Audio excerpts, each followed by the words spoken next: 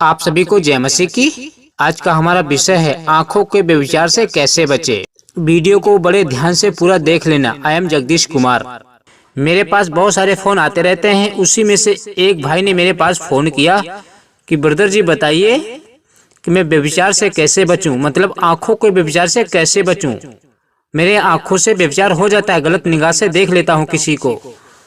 वो मुझसे बोल रहा। तब मैंने सोचा कमेंट में इतनी बड़ी लिस्ट बना के तो भेजना गलत बात है, मैं वीडियो बना देता हूँ, सब लोग देख लेंगे। वो भाई कह रहा था पास्टर जी एक ऐसा तरीका हमें आप बताएं। पहली बात तो हमें पास्टर मत कहना भाई, मैं पास्टर नहीं हूँ, मैं छोटा मोटा एक प्रचारक हूँ। मैं अपने आप को बड़ा नहीं बनाना चाहता हूँ, क्योंकि मैं स्वर्ग में बड़ा बनना चाहता हूँ, यहाँ पे छोटा बनना चाहता हूँ। तो बोला पास्टर जी एक ऐसा तरीका हमें बताओ कि हम आंखों को व्यभिचार से कैसे बचें। तो सुनो, इस तरह के मेरे पास फोन बहुत आते रहते हैं, तो सुनो इस वीडियो को पूरा देखो, उंगली से आगे पीछे ना करें। ओके। नंबर 1, सबसे बड़ा पाप होता है मूर्ति पूजा, क्योंकि परमेश्वर अपना स्थान किसी और को नहीं देना चाहता है। नंबर 2, व्यभिचार। इस गंदगी से तो परमेश्वर को बहुत ही घृणा है। व्यभिचार से adultery, no girlfriend, I hate adultery. Number 3, झूठ। ये ऐसे 3 पाप हैं जिनसे परमेश्वर को बहुत गुस्सा आता है। बाइबल में कुछ इस प्रकार से लिखा हुआ है, जैसे पहला पत्रस 4 अध्याय उसका 3 वचन। यहाँ पर इस प्रकार से लिखा हुआ है, क्योंकि अन्य जातियों की इच्छा के अनुसार काम करने और लुचपन की बुरी अभिलाषाओं, मतवालापन, लीला क्रीड़ा, पियक्कड़पन और घृणित मूर्ति पूजा में जहाँ तक हमने पहले समय गंवाया, यानी जब यीशु मसीह में नहीं था, समय अपना बहुत गंवा दिया। जहाँ तक हमने पहले समय गंवाया वही बहुत हुआ। ये आयत साफ बता रही है कि जब हम यीशु मसीह में नहीं थे तब आपने अपना समय गलत कामों में खूब गंवाया है, वही बहुत हुआ। लेकिन अब बस करो, अपने आप को रोको।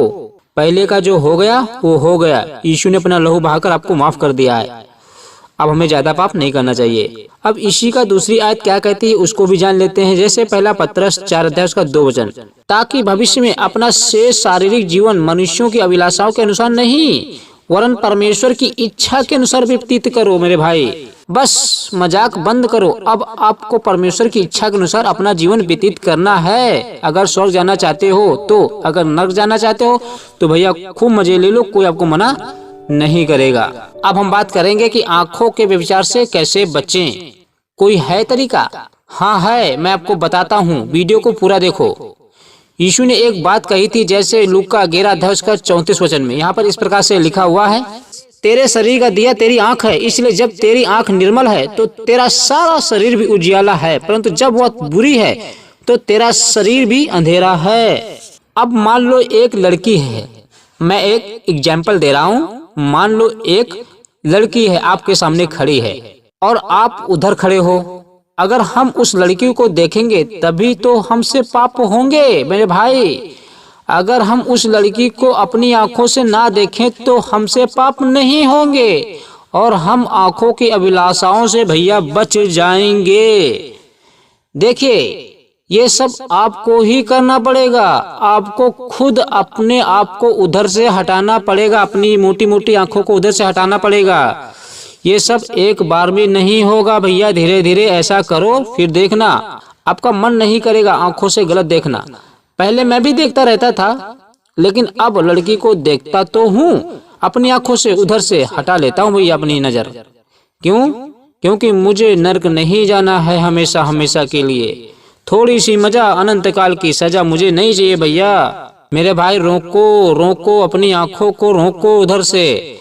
तभी यीशु ने कहा है, जैसे मत्ती 5 अध्याय उसका 28 और 29 वचन। यहाँ पर इस प्रकार से लिखा हुआ है, ये भी पढ़ देता हूँ आपको बताने के लिए, समझाने के लिए। हम 27 से बात करेंगे तब मजा आएगा समझने में, ठीक है। यीशु ने कहा, तुम भैया पहले से सुन चुके हो कि कहा गया था व्यभिचार न करना। अब कब कहा गया था? मूसा के जमाने में कहा गया था। मूसा को परमेश्वर ने 10 आज्ञाएं दी थी इजरायलियों को सुनाने के लिए। परमेश्वर ने मूसा को 10 आज्ञाएं दी थी इजरायलियों को सुनाने के लिए। उसमें थी चोरी न करना, हत्या न करना, झूठी गवाही न देना, व्यभिचार न करना, मूर्ति पूजा न करना। उसमें एक आज्ञा थी व्यभिचार न करना। तभी यीशु कह रहा है, तुम सुन चुके हो कि व्यभिचार न करना, ये पुराने नियम में कहा गया था। अब यीशु क्या कह रहा है? परंतु मैं तुमसे यह कहता हूँ 28 में कि जो कोई किसी स्त्री पर कुदृष्टि डाले वह अपने मन में उससे व्यभिचार कर चुका। देखा भैया, आंख से अगर देखोगे तो कुदृष्टि डालोगे तो अपने मन में व्यभिचार कर चुके, इसलिए अपनी आंख को रोकिए, ठीक है। अगर हम आंख से गलत देखेंगे नहीं तो हमसे ये व्यभिचार होगा नहीं और ये आयत हम पर लागू होगी नहीं। 29 आयत में यहाँ पर इस प्रकार से लिखा हुआ है, यदि तेरी दाहिनी आंख तुझे ठोकर खिलाए तो उसे निकाल कर फेंक दे क्योंकि तेरे लिए यही भला है कि तेरे अंगों में से एक नष्ट हो जाए और तेरा सारा शरीर नरक में न डाला जाए। अब यीशु यहाँ पर हाथ पैर नहीं काटने को बोल रहा है, ना ही भैया अपनी मोटी मोटी आंखें निकालने को बोल रहा है। यहाँ पर इस प्रकार से लिखा हुआ है, क्या निकालने को बोल रहा परमेश्वर, मैं आपको बता देता हूँ भैया। किधर गया? कुलुसियों 3:5। अरे मिल जाना थोड़ा जल्दी। अगर आप स्वर्ग जाना चाहते हो तो भैया उन अंगों को मार डालो जिन अंगों की यीशु मांग कर रहा है। देखता हूँ यीशु क्या कहता है। इसलिए अपने उन अंगों को मार डालो जो पृथ्वी पर हैं, क्या? अर्थात व्यभिचार, अशुद्धता, दुष्कामना, बुरी लालसा और लोभ जो मूर्ति पूजा के बराबर है। ये सब भैया हमें छोड़ना है, ठीक है। नहीं छोड़ोगे तो गई भैंस पानी में नहाने के लिए। ये सब हमें काटना है, आंख नहीं निकालना है, पैर नहीं काटने, ठीक है। परमेश्वर इसको कह रहा है काटने पीटने के लिए, ना कि हाथ पैर को काटने के लिए। लास्ट में मैं यही कहना चाहता हूँ कि अपनी मोटी मोटी आंखों को वही दिखाइए जिसकी उसकी जरूरत है।